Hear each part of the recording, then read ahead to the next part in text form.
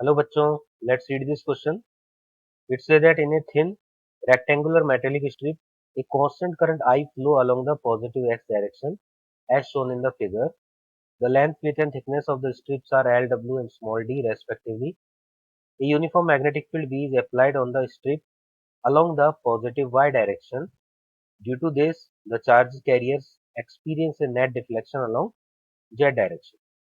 This results in the accumulation of charge carriers on the surface PQRS and appearance of equal and opposite charges on the face PQ opposite to PQRS. A potential difference along the z direction is thus developed. Charge accumulation continue until the magnetic force is balanced by the electric force. The current is assumed to be uniformly distributed on the cross section of the strip carried by the electrons. Consider two different metallic strips, 1 and 2 of the same material. Their length are same, width are W1 and W2 and thickness are D1 and D2 respectively. 2 points K and M are symmetrically located on the opposite faces parallel to XY plane.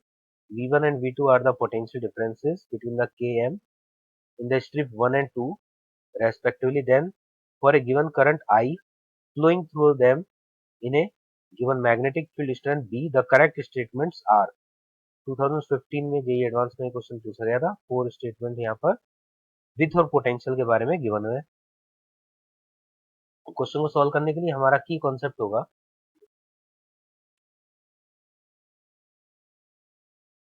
इसमें जो current flow होगा वो हो जाएगा यहाँ पर N E area into drift velocity. तो यहाँ पर जब मैग्नेटिक फील्ड लगाएंगे तो एक फोर्स जनरेट होगा जिसका फॉर्मूला क्यूवीबी होता है। क्यूवीबी में जो स्पीड है वो हम करंट फॉर्मेट में लिख देंगे क्योंकि क्वेश्चन में बोला है कि for a given current I मतलब करंट कांस्टेंट है तो वी को हटा के लिख देंगे I upon N E area. E cancel out हो गया और एरिया को हम यहाँ पर cross section area with into thickness तो इसको हम लिख देंगे W इंटू डी। अब इस फोर्स को बैलेंस कर रहा है इलेक्ट्रिक फोर्स तो electric force Q E will be equal to this magnetic force I upon N W D. यहाँ से हम इलेक्ट्रिक फील्ड कैलकुलेट कर लेंगे। इलेक्ट्रिक फील्ड यहाँ से हमें मिलेगा आई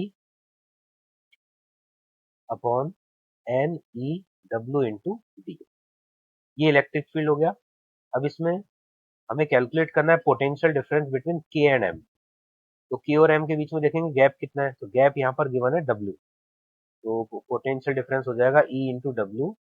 तो the final answer is N I upon N E D. तो यहाँ से एक रिजल्ट हमें पता लग गया कि के और एम के बीच में जो पोटेंशियल डिफरेंस है वो इनवर्सली प्रोपोर्शनल है डी के और डब्ल्यू पर ये डिपेंड ही नहीं करता। डब्ल्यू पर डिपेंड नहीं करता। अब ऑप्शंस पे आता है। फर्स्ट ऑप्शन है अगर विथ सेम हो D1 is 2D V2 equal to 2V1 तो V और D का इनवर्स रिलेशन है तो हम बोल सकते हैं कि ये स्टेटमेंट करेक्ट है। If D1 equal to 2D1 then 2D2 then V2 will be equal to 2V1 ये करेक्ट स्टेटमेंट तो A option will be correct. B है if W1 equal to W2 D1 equal to D2 V1 equal to V2 ये wrong हो जाएगा। सी है W1 equal to 2W मतलब slit का with अलग अलग लिया है डिस्टेंस सेम है थिकनेस सेम है पोटेंशियल अलग होगा अलग नहीं होगा क्योंकि विथ पे डिपेंड ही नहीं करता।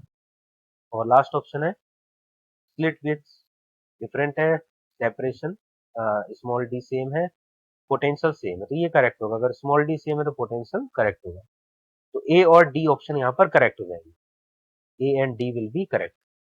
Hope you understand it well. Best of luck.